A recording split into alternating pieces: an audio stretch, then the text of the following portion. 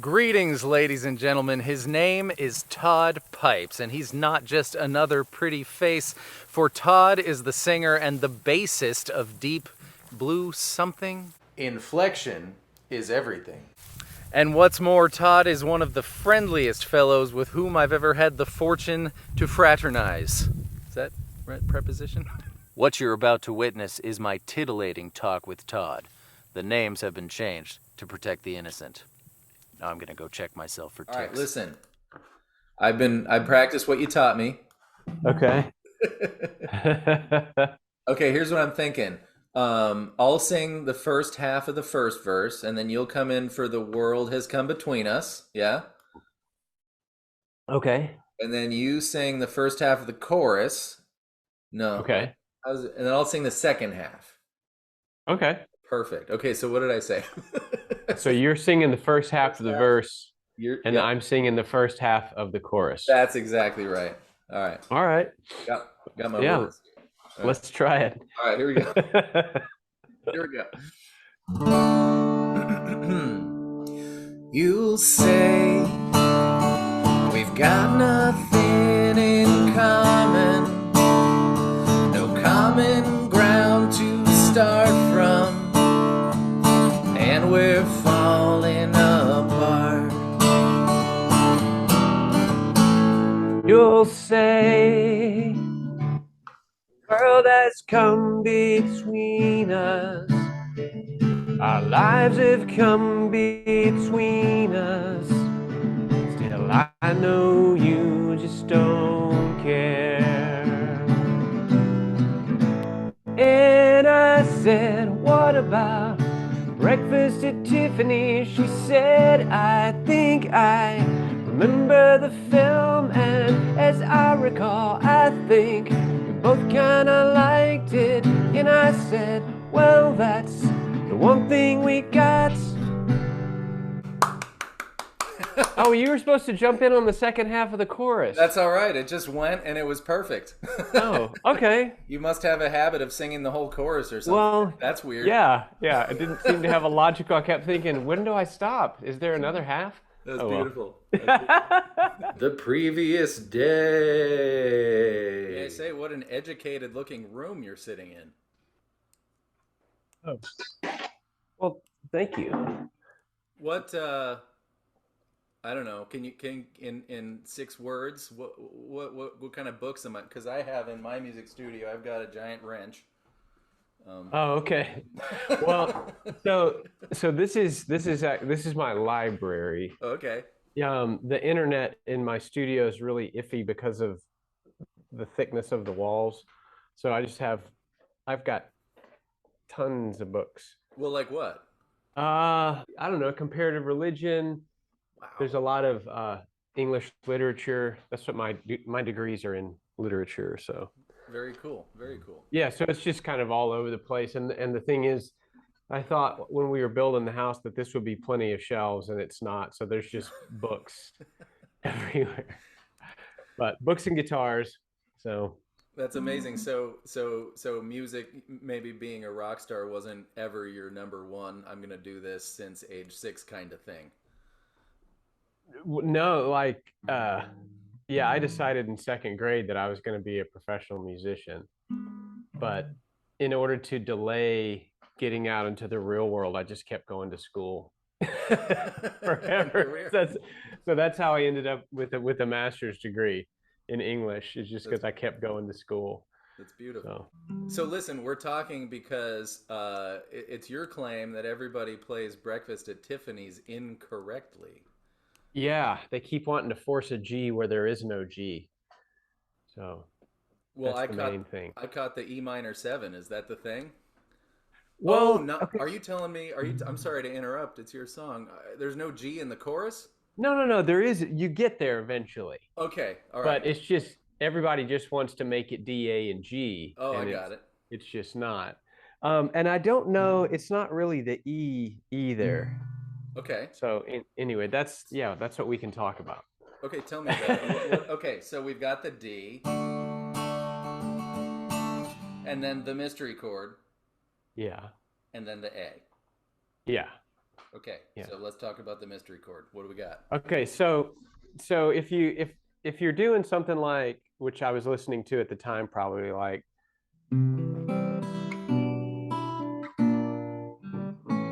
from Journey, nobody has a problem doing that.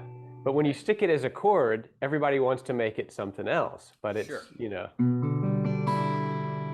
Got it. funnily enough, Journey puts in tons of songs. So that's Patiently, where I kind of, here I stand so patiently. But he also in Stone in Love.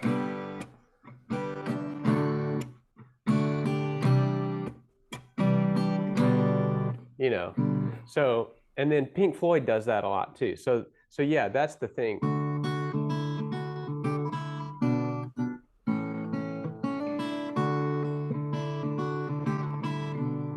Which I wrote finger picking because I'm a bass player. Of course. So everybody's, our Kirk and Clay have had to translate it to a picking thing, but that's why.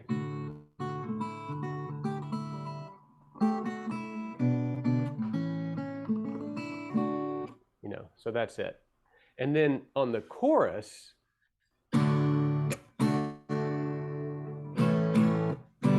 Uh-huh.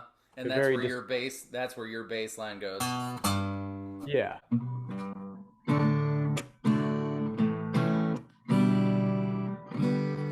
And then Oh, we never, interesting. yeah, because Oh. in our band, and I'm not really sure why, we never play a G with because it makes it muddy. And I think I got that when I was really young from Eddie Van Halen. I think he leaves that off. So you can also, Got it. and So then you this don't. little extension is another Journey thing that they do, and we do that, It's but you also an can't do Eddie, it also here. also an Eddie Vedder thing as well. So what you're telling me is you never put the low root with the low third. Right, right. And so it keeps it distinct.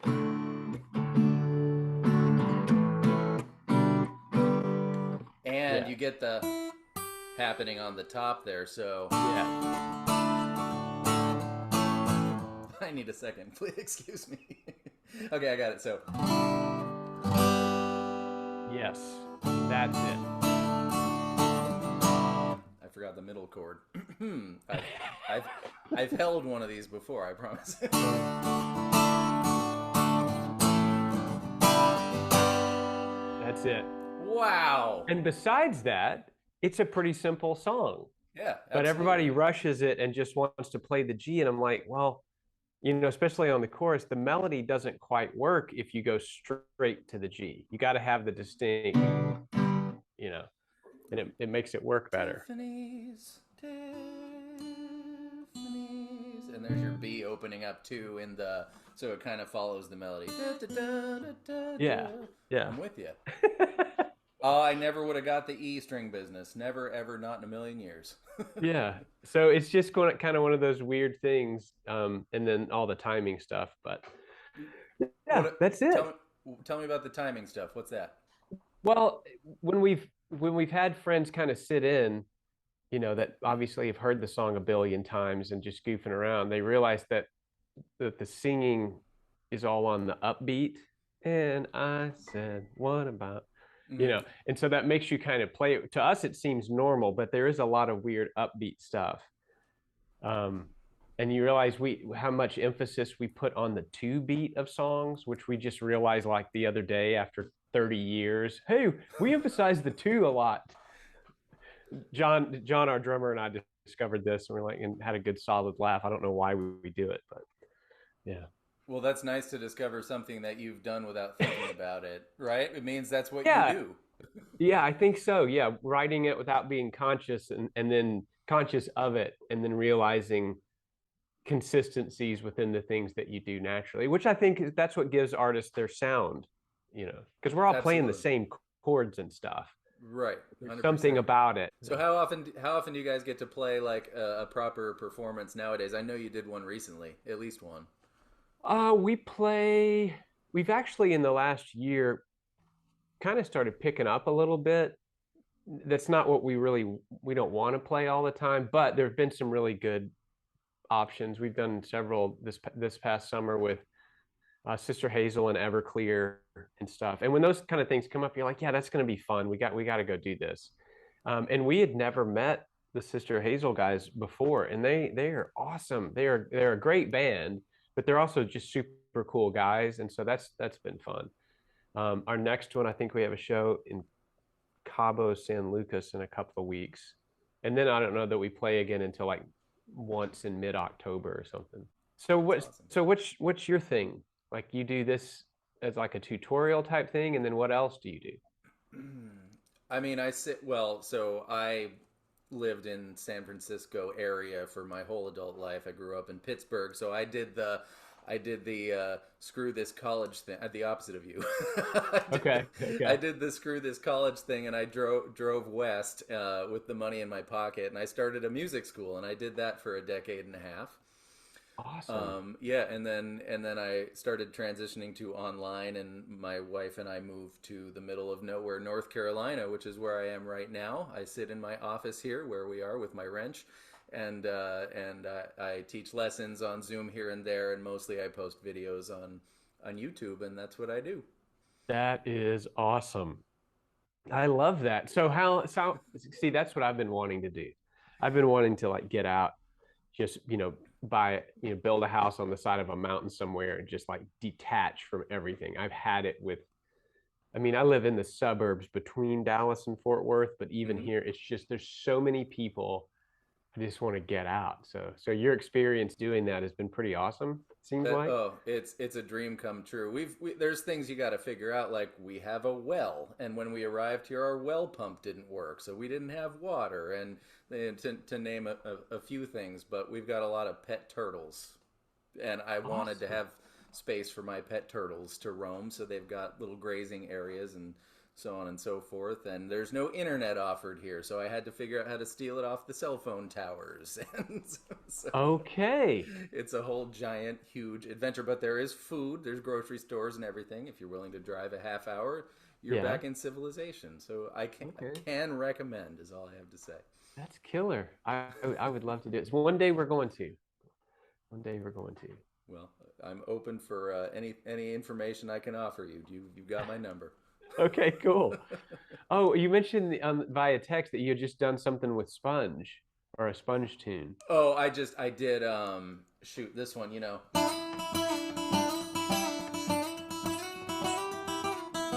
I did that. Yeah. I saw that you'd played with them recently, and I just thought it Yes. was funny that that just happened to come to my consciousness, right before we were about to speak. So yeah, That's great. I'm in a kind of a fun side project with Vinny, the singer of Sponge. So it's the two of us plus Zach Malloy from the Nixons, and the we're Nixons. yeah. And so we each when we play we do a couple of our own tunes from each band, and then we fill out the set with other '90s band songs. So it's kind of a tribute band and kind of not, but it is. And this is getting involved. This is the first time I had met Vinny. He is the coolest guy. Like he is legit cool guy from Detroit. Yeah, and I love that song. I think that is like classic from that era, man. That's awesome. Do you guys do Uh, that one? of course. Yeah. So you're like the most qualified '90s cover band in the history of the universe is basically Yeah, what's going on it's here. like tribute band plus, right? Yeah, that's But amazing. it's That's fun. amazing. I wish we could. I hope that we get to. We've only done a couple of shows with it, but it was a fun experience. I hope we get to do more of those because yeah, that's a cool thing because I love just being the bass player. Right.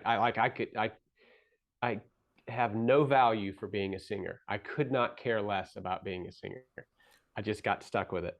Well, that's But so funny because you have really you can't say this about I'd say the majority of rock singers is you have that nice control and sustain, and your note stays, in the note. Whereas that's thank not you. even usually the case, or even necessary, to be a good rock singer. But you do. So how did you work on that, or do you just is that in your natural skill set? Well, so this is the benefit of having awesome parents. Okay, our Toby and I, he's the lead guitar player. Our parents were like vocalists. Like that's how got through college on vocal scholarships, and so they're like legit real singers, you know. Wow. And so they would always kind of impart this little bits of wisdom here and there, even though they really did not want us to become musicians at all. But they would, as we're goofing around, don't sing like that or do this. Anyway, so I remember my dad at one point saying, if you sing stuff in your range and you really know your range, your voice will never give out. You can sing all day, every day, and your voice will never get tired. And you can even sing when you're not feeling well and all that stuff. And I thought, wow, that's super interesting. What is and then figuring out what my range is and then writing comfortably within it. But that's why I think too, since I think of myself as a bass player, I'm not trying to, let me show you how high I can sing, Right. because lead singers, that's all they want to do. And they're always at the top. And so 20, 30 years later, they can't hit those notes anymore. Whereas I'm just singing and going, look how cool I am playing the bass. Nice. It's a completely opposite. And so I can still hit the notes because they were never hard to hit. And I just kind of, Right. as long as I'm not having an allergy attack, it's always been pretty successful. That's awesome. What's in your opinion? I don't want to use the word underappreciated. What's one of your favorite lesser known deep blue something songs that I should go listen to? Well, okay, so my favorite is a song called Daybreak and a Candle End. It's from the Byzantium album, this kind of mysterious lost record that got released a couple of places. But it's now because of digital distribution, Yeah. it's everywhere now. Sure. And that one, I always really thought, okay, I like that. That was an interesting arrangement. It kind of builds to something. It's a little bit more indicative of how we view ourselves as a band. Sure. And it's pretty hard to play and that kind of thing. So that would be one of them, I think. That, and I think Cherry Lime Ricky is always one of our favorites. We just did a new version of it and released it a couple of months ago. So I think that's a good solid jam. Do you guys have to get together to record, or do you do does everyone live close enough, or do you do he lays down a part and sends it over routine? It's been a little bit of a combination of that. We get together as much as we can. So John and Kirk and I all live in the Dallas-Fort Worth area. Toby lives a few hours south, and so he can usually come up to record. Although he has a studio, everybody has a studio at their house. It's just we get more done when we're together. And then Clay, usually we'll just have to wait till because he lives up near Chicago. Oh. So we usually wait till he flies down for like a show or something. Nice. But even still, sometimes it's, hey, I did this, and then you can play this part. And whereas before we would always get together, rehearse the song, and then record it as live as possible. So it's just different out of necessity. Sure. It seems to work. But well, gee, Todd, you seem like a real nice fellow. I didn't know what to expect, and not that you need me to tell you you're a nice fellow. But this has been super duper enjoyable. I hope we find a reason to do it again sometime. Yeah. So okay. So how we have a mutual friend in Koshal. How do you know her? That's right. Koshal and I have a mutual friend in Kara. Okay. Kara is my dear friend who keeps track of things that I should know about because I'm not a good keeper tracker of things. That's very cool. Well, I'm glad she kind of put us together because, I'm glad finally somebody, was interested enough to, hey, how do you actually play this crazy song? It's great. I love it. I love making connections like this. It keeps things fun. This has been great, Todd. I've got nothing else. Do you have anything else? No. Cool. Yeah. All right. Just keep it up, man. I look forward to seeing it. King Pluchacha says thanks for being here, everybody. Big thanks to Todd and to Koshal for putting us in touch. See you next time before my hand gets eaten. Oh, God.